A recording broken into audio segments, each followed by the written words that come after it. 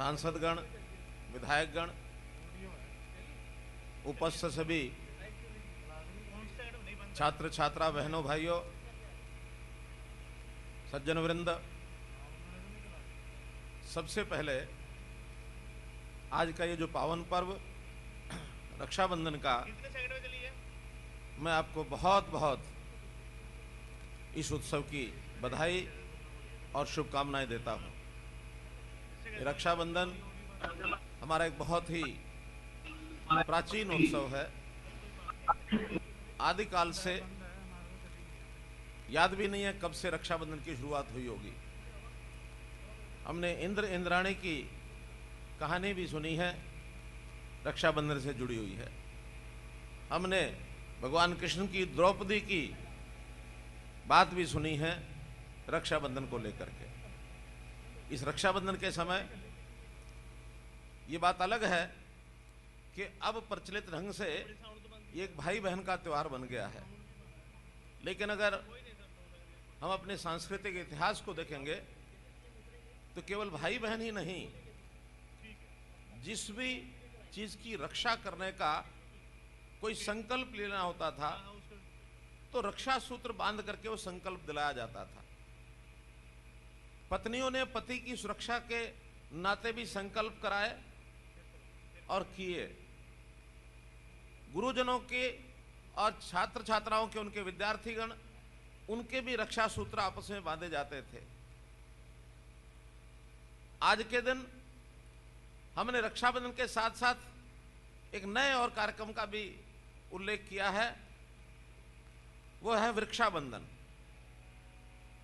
वृक्षारोपण भी इन्हीं दिनों में होता है सामान्यतया। तो यह संकल्प लिया है कि वृक्षों को भी सूत्र बांधें और वृक्षों की सुरक्षा, पर्यावरण की सुरक्षा, ये भी आवश्यक है। देश की सीमाओं पर सैनिक होते हैं, मातृभूमि की रक्षा, ये भी एक संकल्प लिया जाता है।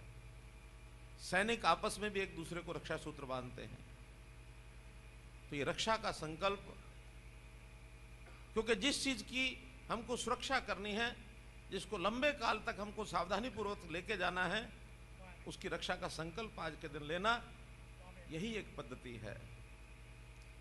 हम लोग यदि रक्षाबंधन के दिन भाई और बहन की बात करें तो विशेष तौर पर इसको बहनों का त्योहार कहा गया है। तो बहनों के त्योहार के दिन मैं एक बात का उल्लेख जरूर करना चाहूंगा कि हमारे देश में मातृ देवो भव ये कहा गया, जहां नारी की पूजा होती है वहां देवता वास करते हैं, ऐसा कहा गया।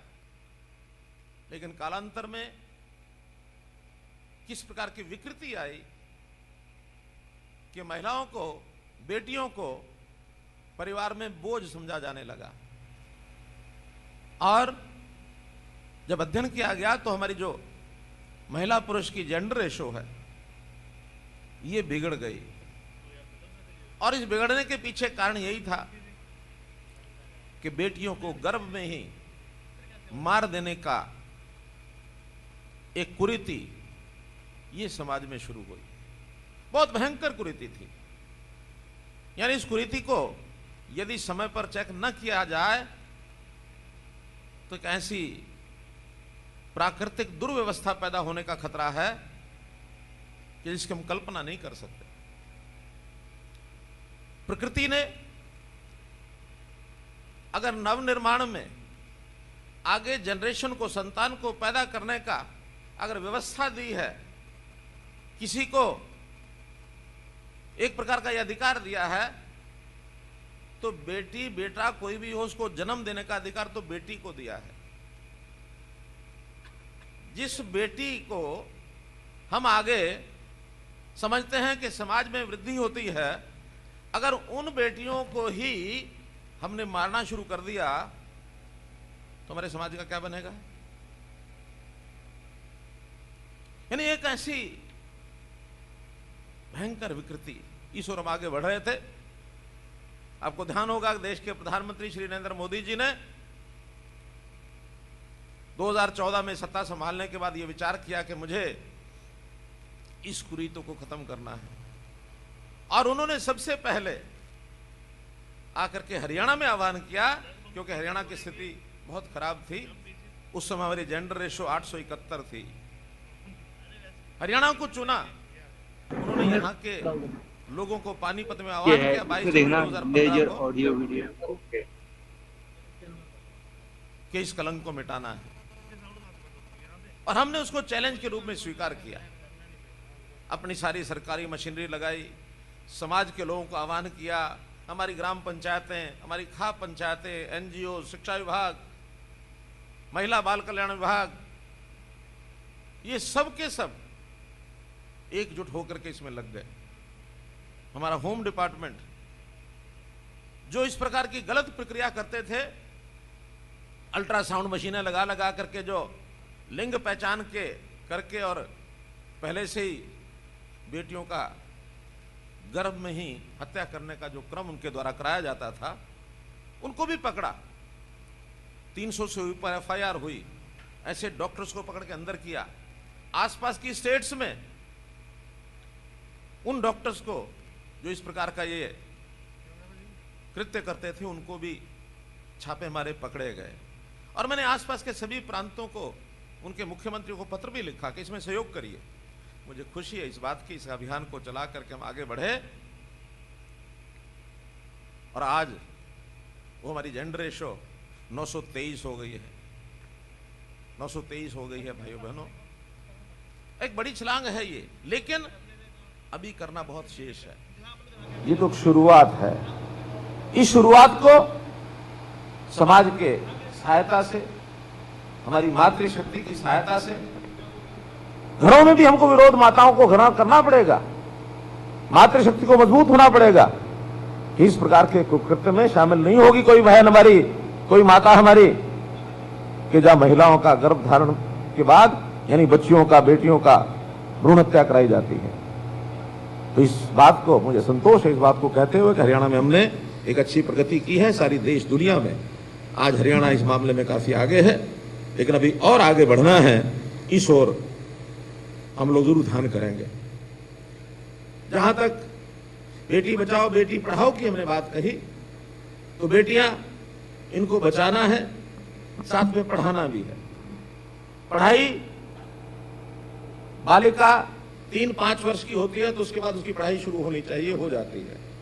स्कूली शिक्षा उसके पर्याप्त प्रबंध किए गए हैं, लेकिन पढ़ाई का मूल मकसद 10वीं पास करने के बाद ही खत्म नहीं होता है।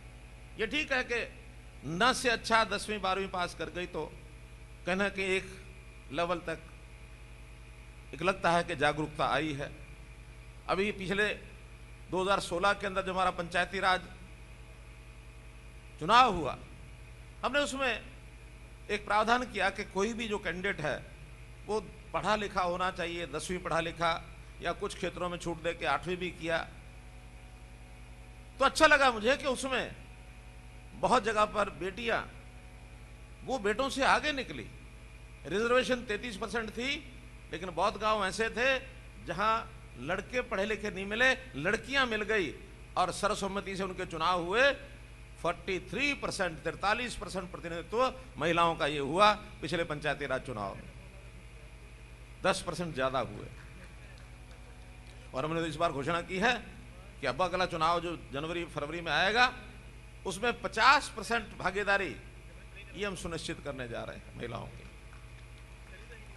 50% महिलाएं, 50% पुरुष, कम से कम उनको बात करने के लिए, आगे बढ़ने का एक मौका मिले। और मेरी एक और मान्यता भी है, पढ़ी लिखी महिला, पढ़ी लिखी बालिका, ये समाज में व्यवस्थाओं को ठीक करने के लिए, संस्कार देने के लिए, सामाजिक जीवन का स्तर ऊंचा करने के लिए महिला का उपयोग कहीं ज्यादा है। क्योंकि महिला जिस परिवार में पैदा होती है उस परिवार की भी चिंता करती है, शादी होकर के जिस परिवार में जाती है फिर उसकी भी चिंता करती है, और बाद में जब बेटे शादी हो जाती है तो अगली पीढ़ी में ये अपने पोते पोतियां या अपने दोते दोतियां उनके परिवारों को भी संभालते हैं। तो ऐसे 3-3 पीढ़ियों को संभालने की महिला की जो एक विशेषता है, पढ़ा लिखा होना उनका बहुत जरूरी है। लेकिन पढ़ाई 10वीं 12वीं की बजाय और आगे बढ़ाया जाए। हमने इस नारे को ये कहा कि बेटी बचाओ, बेटी पढ़ाओ और बेटियों को आगे बढ़ाओ। अब आगे बढ़ाने के लिए उच्च शिक्षा का होना ये भी बहुत आवश्यक है, और इस उच्च शिक्षा के नाते से हमने कॉलेज की संख्या इसको बढ़ाने का एक संकल्प लिया है। जैसा कहा कि 15 किलोमीटर के अंदर कोई बच्ची इससे ज़्यादा उसको ट्रैवल न करना पड़े। संयोग से आज जितने कॉलेज अब खोले जा रहे हैं, इसके बाद कोई ऐसा इलाका हरियाणा का नहीं बचा है जहां 15 किलोमीटर से ज़्यादा किसी को जाना पड़ेगा। और मेरा आज आह्वान भी है हरियाणा की जनता को, कहीं कोई स्थान बच गया हो, किसी कारण से कोई कॉलेज पहले खुला हो बाद में बंद हुआ हो और वहां 15 किलोमीटर से ज़्यादा जाना पड़ता हो, तो अभी तुरंत जानकारी देंगे। हम चंद दिनों में वहां भी कॉलेज खोलने के लिए संकल्प करते हैं। और आज मैंने 3 दिन पहले विभाग को सूचना दी थी कि हम लोग 10 स्थान ऐसे हैं जहां कॉलेज नए खोलेंगे, और वो 10 स्थान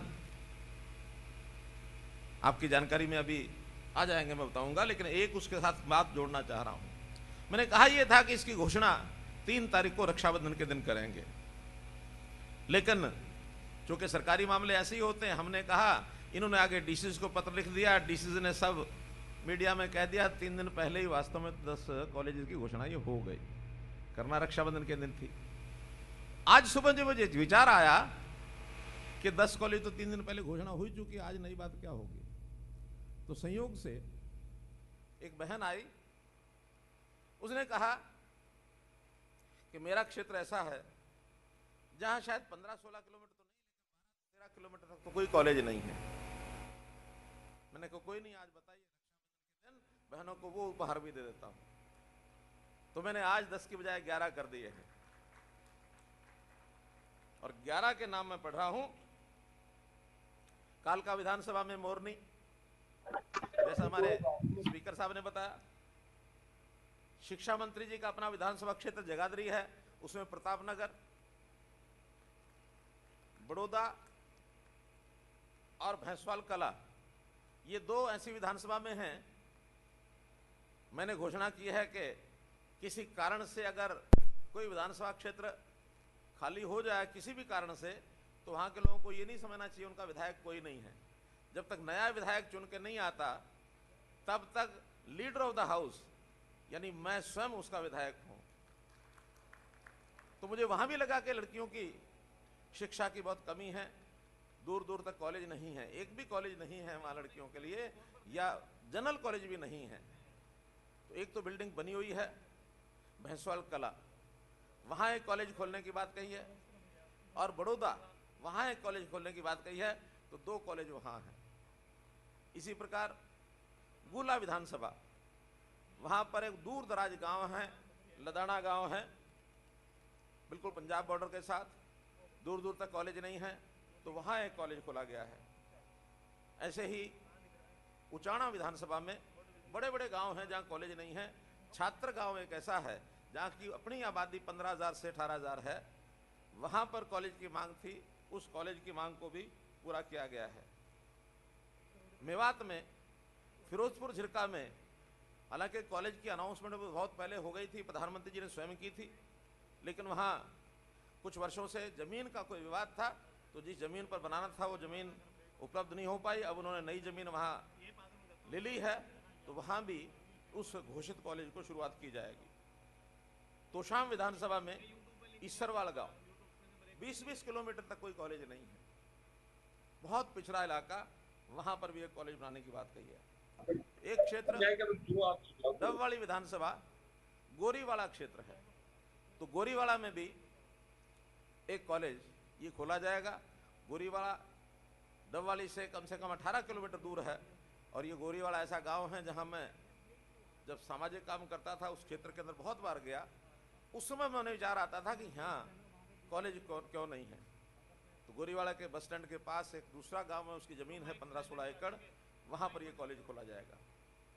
और एक अग्रोहा धाम, हमने खूब नाम सुना है, अग्रोहा धाम में भी आज तक कॉलेज नहीं खुलवा पाए। हालांकि मेडिकल कॉलेज वहां है, बहुत बड़ा धाम है, लेकिन अग्रोहा में कॉलेज नहीं है। इसलिए अग्रोहा में भी पास का एक गांव है जिसकी जमीन उन्होंने उपलब्ध कराई है, अग्रोहा कॉलेज के नाम से वो खोला जाएगा। और जो 11वां कॉलेज है जिसकी मैंने चर्चा की है, राजौंद ऐसा क्षेत्र है कि राजौंद से एक तरफ असंध है, एक तरफ कैथल है, वहाँ कॉलेज हैं। राजौंद में कॉलेज नहीं है, तो आज 11वां कॉलेज राजौंद भी, इसको भी मैंने जोड़ दिया है। तो ऐसे कुल मिलाकर ये जो कॉलेज खुलेंगे, इन कॉलेज खुलने के बाद हमारी जो स्थिति बनेगी, शिक्षा मंत्री जी ने बताया कि पिछले 5.5 वर्ष में हमने 86 कॉलेज, बताया आपने 86 कॉलेज सब मिला के, कोएड, महिला कॉलेज सब हैं। और आज सरकारी कुल कॉलेज जो हैं वो 161 हैं। यानी पिछली सरकारों ने कुल 75 कॉलेज खोले थे, हमने 5.5 साल में 86 कॉलेज खोले। और उन 86 में यदि आज के 11 जोड़ देते हैं तो ये 97 कॉलेज हो जाएंगे भाई बहनों, 97 कॉलेज। कुल मिलाकर 346 पहले थे, जिसमें 185 प्राइवेट हैं। प्राइवेट संस्थाएं ये भी शिक्षा क्षेत्र के अंदर बहुत योगदान करती हैं, मैं उन सबका आभारी हूँ। बहुत पुरानी संस्थाएं, अपने फैमिली ट्रस्ट हैं, उनमें से चलाते हैं, या समाज के अंदर अच्छे लोग मिलकर के शिक्षा के क्षेत्र के अंदर आगे बढ़ते हैं। तो आज अगर प्राइवेट कॉलेजेस की बात कहें तो सरकारी से भी ज्यादा हैं। अभी साधन संपन्न लोग हैं, अच्छे हैं, मैं उनका आभार प्रकट करता हूं। और शिक्षा में तो ये शिक्षा दान महादान, इसमें हर किसी संस्था को, हर किसी व्यक्ति को, सरकार को तो आगे आना ही है, लेकिन सामाजिक संस्थाओं को भी आगे आना है। बिना सामाजिक संस्थाओं के शिक्षा के क्षेत्र में हम पूर्ति नहीं कर पाते। तो इसलिए ये कुल अब जो 346 कॉलेज अभी तक प्राइवेट और सरकारी मिलाकर थे, आज से वो 357 हो जाएंगे, 11 नए कॉलेज बढ़ करके। लेकिन अभी भी हमारी जो उच्चतर शिक्षा है, इसका एक पैरामीटर, एक पैमाना जो हमारे नीति आयोग ने घोषित किया है कि 2030 तक जो स्कूल एजुकेशन है, इससे जब बच्चे हायर एजुकेशन में जाते हैं तो कितने बच्चे वहां जाते हैं, ये संख्या आज 32% है। जबकि 2030 तक का टारगेट रखा गया है कि हर स्टेट में 50% का टारगेट छूना है। सब बच्चे तो +2 के आगे पढ़ नहीं पाते हैं, बहुत कारण होते हैं, लेकिन उसमें कम से कम 50% बच्चे तो आगे हायर एजुकेशन में जाने ही चाहिए। मुझे विश्वास है कि जिस प्रकार हरियाणा के हमारे शिक्षा मंत्री, हमारा विभाग, बाकी सब लोग काम कर रहे हैं, ये जो 50% का टारगेट है ये हम बहुत जल्दी शीघ्र प्राप्त करेंगे। 2030 तक हमको इंतजार नहीं करनी पड़ेगी। इसलिए शिक्षा क्षेत्र के अंदर हम आगे कैसे बढ़ें, इसकी चर्चा मैंने की। नई शिक्षा नीति अभी आई है, उस नई शिक्षा नीति में कई बातें, आमूलचूल परिवर्तन, बहुत वर्षों से इसके ऊपर चिंतन चल रहा था। इस बार प्रधानमंत्री जी ने आत्मनिर्भर भारत के अंतर्गत जो घोषणाएं की हैं, उसमें एक नई शिक्षा नीति भी है हमारी। उस नई शिक्षा नीति पर काम कर रहे हैं। उसमें फोकस दिया गया है कि रोजगार परक शिक्षा होनी चाहिए, केवल 3R एजुकेशन शिक्षा नहीं चाहिए, रीडिंग, राइटिंग और अर्थमेटिक ये नहीं चाहिए। बच्चे को 6ठी के बाद ही स्किलिंग के कोर्सेज सिखाने चाहिए, ताकि बच्चा कुछ काम करना सीख जाए। मान लो किसी भी कारण से वो 10वीं के बाद, 12वीं के बाद शिक्षा आगे जारी नहीं रखना चाहता, उसको कोई हुनर जरूर आना चाहिए, ताकि छोटा बड़ा काम करके अपने आगे परिवार का पालन करना, अपने परिवार की सहायता करना, ये सब काम वो कर सके। उसके लिए हम आगे बढ़े हैं। और इसके लिए हमने हरियाणा में स्किल डेवलपमेंट मिशन ये बनाया है, और एक देश की पहली skilling university Shri Vishwakarma skill development university, ये हमने पलवल में दुधौला गांव के अंदर बनाई है, और उसका भी परिणाम बहुत अच्छे निकल रहे हैं। आने वाले वर्षों में हजारों की संख्या में विद्यार्थी वहाँ पढ़ करके, या जो ऐसे स्किलिंग सेंटर्स हैं उसकी एफिलिएशन करा करके, और रोजगार परक शिक्षा को हम कैसे बनाएं, इसकी ओर हम आगे बढ़ रहे हैं। आज शिक्षा के समय में, क्योंकि कोविड का समय है, और कोविड के समय हमारी कठिनाइयाँ सब आई हैं, बढ़ी हैं, आपको पता है। देखा जाए तो ये जो इस प्रकार के कार्यक्रम हम कर रहे हैं, सोशल डिस्टेंसिंग से थोड़ी थोड़ी संख्या बुला करके कार्यक्रम करना, दूसरी जगह ऑनलाइन उनको संपर्क करना, ये केवल कोविड उसका एक कारण है। कोविड ना होता तो आज के दिन बड़े बड़े फंक्शन, बहनें भाई अपने बहन और भाई के घरों में आते जाते, अपनी गाड़ियां, वाहन, ट्रैफिक, यानी इस दिन हर सड़क शहरों की तो जाम लग जाता था, ये हम देखते थे। और हमने भी ट्रैवलिंग व्यवस्था में बसों में किराया फ्री किया हुआ था बहनों का 1.5 दिन के लिए। लेकिन इस बार क्योंकि सोशल डिस्टेंसिंग रखना है, हमने आह्वान भी किया है कि रक्षाबंधन का त्यौहार आप संदेश टेलीफोन से, सोशल मीडिया से, इंटरनेट से कैसे भी संदेश दे करके अपनी खुशियों का इजहार करें। आना जाना इसको थोड़ा डिस्करेज किया है। उसी कारण से इस बार महिलाओं का जो मुफ्त यात्रा करने का जो प्रावधान था उसको हमने बंद रखा है। उसके कारण से कोई बहुत फर्क नहीं पड़ता है, लेकिन चूंकि अगर सोशल डिस्टेंसिंग रखनी है तो जैसे पिछले दिनों में चाहे वो कावड़ का त्यौहार था, चाहे शिवरात्रि पर थे, बाकी जगह जितने भी मेले थे, बैसाखी पर भी हमने उसको रोक के रखा था, ऐसे सब चीज़ों को रोका। उसी में रक्षाबंधन भी उसी कारण से कि आवागमन ज़्यादा ना हो, इसलिए हमने उस प्रावधान को किया है। कुल मिलाकर आज के दिन जितने भी ये 11 कॉलेजों की घोषणा हुई है, 10 स्थानों पर तो सीधे मेरी बात वो लोग सुन रहे हैं। 11वें स्थान पर आज कार्यक्रम नहीं हो पाया क्योंकि आज सुबह ही उसका निर्णय हुआ है। तो इसलिए इन सब स्थानों पर जो कॉलेज खोलने की घोषणा की गई है, वहाँ के सब लोगों को, विशेष तौर पर बेटियों को मैं बहुत बहुत धन्यवाद करता हूँ, शुभकामनाएं देता हूँ। और साथ ही जैसे मैंने कहा कि आज हमने वृक्षारोपण करके और वृक्ष बंधन ये जो कार्यक्रम किया है उस पर भी सूत्र बांधा, रक्षा सूत्र। वृक्ष की रक्षा करना ये भी हमारा दायित्व है, ताकि हम अपने यहाँ एनवायरनमेंट को, अपने यहाँ ये जो आज जैसी स्थिति बनी है प्रदूषण की, उसके अंदर वातावरण को शुद्ध रखना ये बहुत ज़रूरी है। हमें पता है कि पेड़ जितने ज़्यादा लगेंगे उतने ही कार्बन डाइऑक्साइड ये खपत होती है पेड़ों की, और उसमें से जो हमको प्रदान करते हैं वो ऑक्सीजन प्रदान करते हैं। ऑक्सीजन हमारे लिए प्राणवायु है, इसलिए वृक्ष और मानव प्राणी इनका जो संबंध है ये सीधा सीधा जीवन दान देने का संबंध है। हम एक दूसरे को जीवन दान देते हैं। हम अपनी चिंता करें तो वृक्ष हमको ऑक्सीजन देते हैं, उसकी रक्षा करना हमारा दायित्व बनता है। तो इस अवसर पर चाहे रक्षाबंधन हो, चाहे 11 कॉलेजेस के उद्घाटन की बात हो या वृक्षबंधन हो, आपको बहुत बहुत बधाई, बहुत बहुत शुभकामनाएं।